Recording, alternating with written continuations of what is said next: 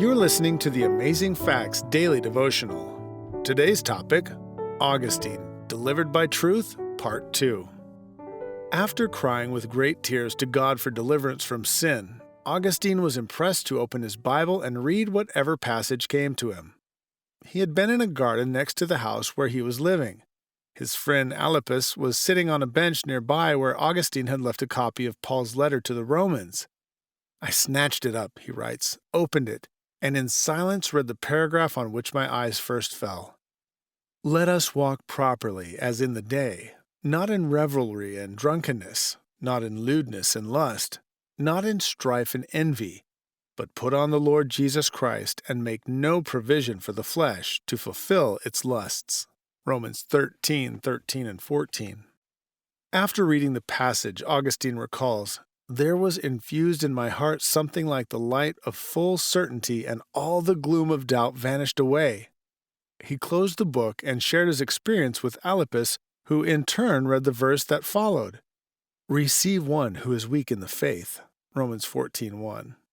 Together the two men made a full commitment without any restless hesitation. Augustine then went into the house to tell his mother, who was living with them at the time, about what happened. He wrote that she leapt for joy triumphant and blessed her son. She repeated the Bible promise that God is able to do exceedingly abundantly above all that we ask or think, according to the power that works in us. Ephesians 3:20. God had turned her grief into gladness, more plentiful than she had ventured to desire. The Christian writer Ellen White makes this note. The mother of Augustine prayed for her son's conversion. She saw no evidence that the Spirit of God was impressing his heart, but she was not discouraged. She laid her finger upon the texts, presenting before God his own words, and pleaded as only a mother can.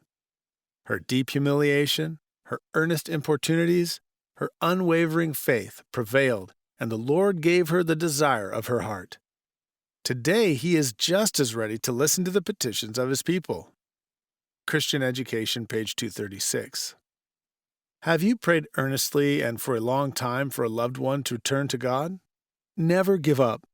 Persevere in prayer with unwavering faith and watch God work in mighty ways. Our key Bible text today comes from Ephesians chapter 3 and verse 20. Now unto him that is able to do exceeding abundantly above all that we ask or think, according to the power that worketh in us. Thank you for listening to the Amazing Facts Daily Devotional.